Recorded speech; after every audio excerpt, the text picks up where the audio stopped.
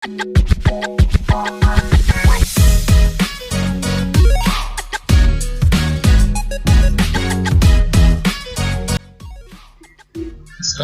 warahmatullahi wabarakatuh. Nama saya Bapak Surya Ahmad Akbar. Saya sebagai pengampu mata pelajaran prakarya dan kewirausahaan.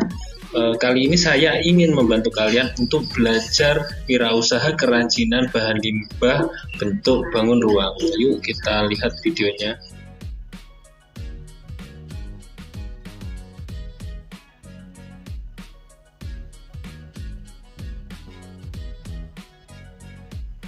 Kita awali pembelajaran kita dengan jenis-jenis bahan limbah.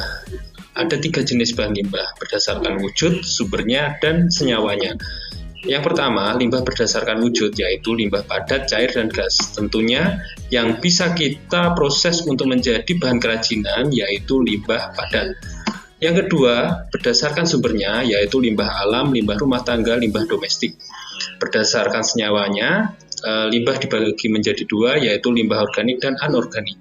Limbah organik ini limbah yang berasal dari alam, sedangkan limbah anorganik berasal dari senyawa-senyawa kimia yang non-alam.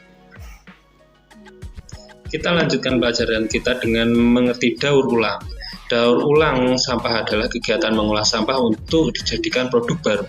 Sedangkan kerajinan bahan limbah bentuk bangun ruang adalah kerajinan yang memiliki panjang, lebar, dan tinggi. Kerajinan memiliki volume dan dapat dinikmati keindahannya dari sisi depan, belakang, samping, dan berbagai sisi. Bentuk-bentuk 3 dimensi yang dimaksud seperti balok atau kubus, bola, piramid, dan silinder. Nah, bentuk-bentuk yang pada gambar ini merupakan bentuk geometris atau bentuk yang dapat diukur dengan penggaris atau mistar. Sedangkan di benda-benda alam masih banyak bentuk-bentuk 3 dimensi yang tidak dapat diukur. Nah, bentuk-bentuk itu disebut dengan bentuk non-geometris. Berikut merupakan 2 buah contoh gambar produk kerajinan dengan bahan organik dan anorganik. Pada gambar pertama yaitu kerajinan hiasan ya dari bahan tempurung kelapa. Ini merupakan contoh gambar kerajinan bahan organik.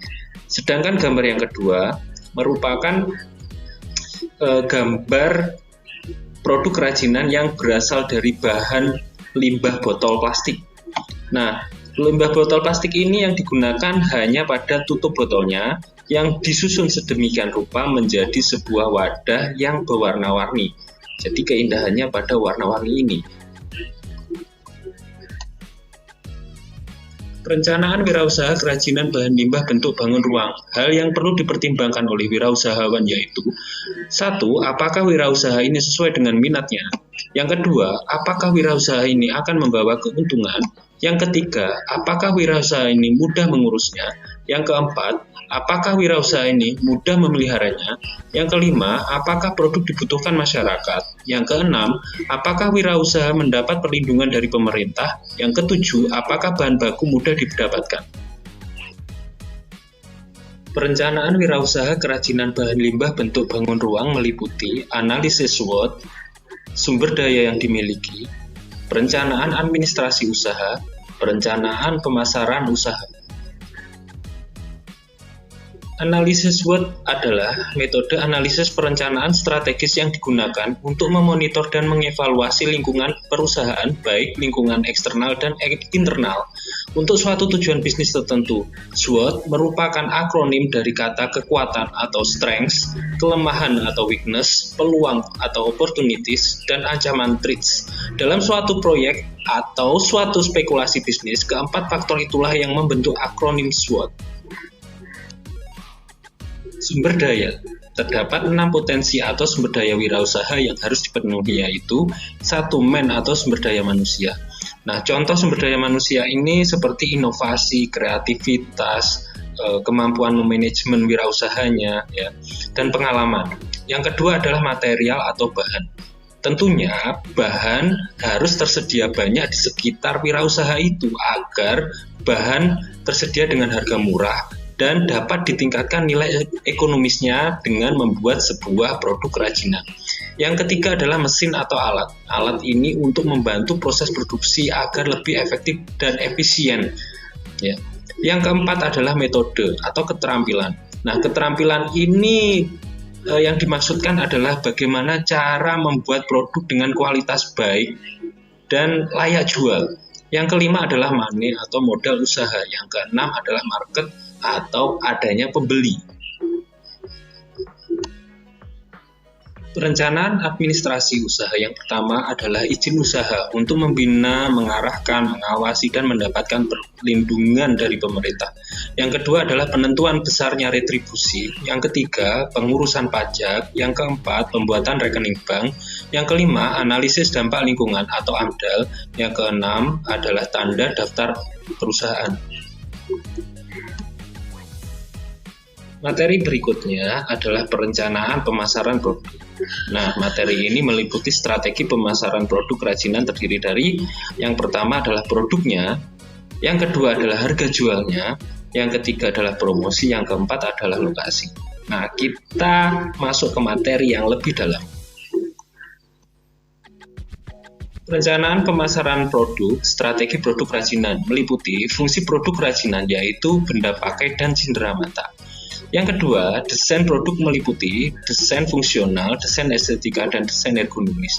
Yang ketiga, desain kemasan produk. Yang keempat, kualitas produk. Yang kelima, brand atau merek dagang.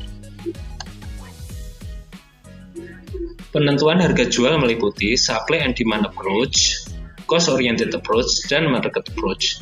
Supply and demand approach ini adalah penentuan harga jual yang disesuaikan dengan permintaan dan penawaran.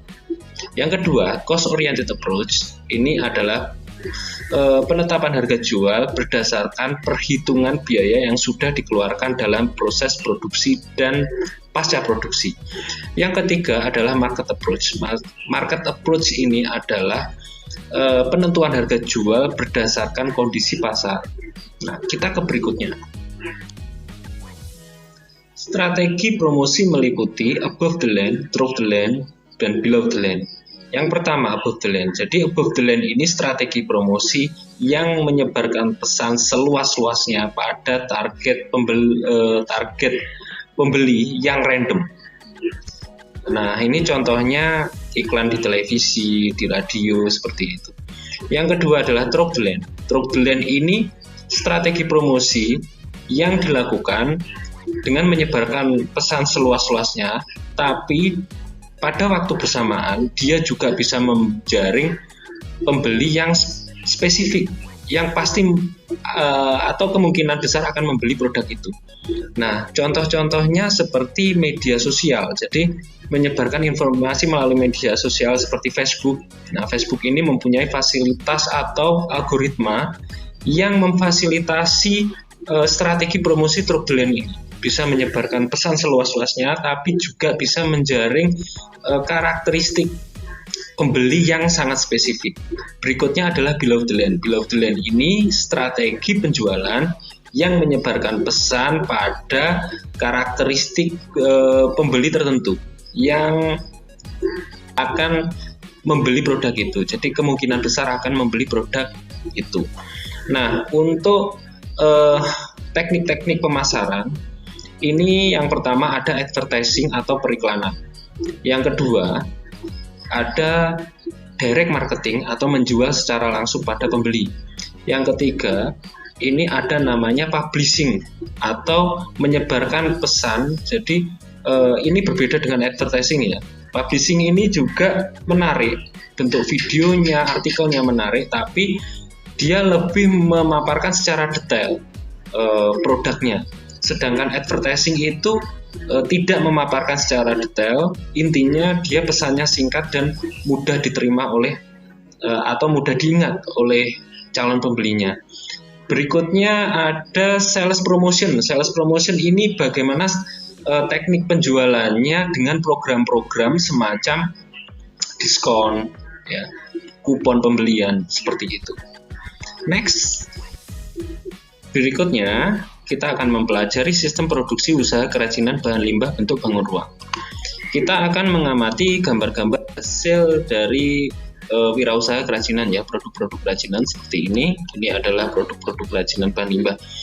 Ini nanti kita akan mempelajari bagaimana teknisnya. Jadi bahan ini akan mempengaruhi teknis pengerjaannya.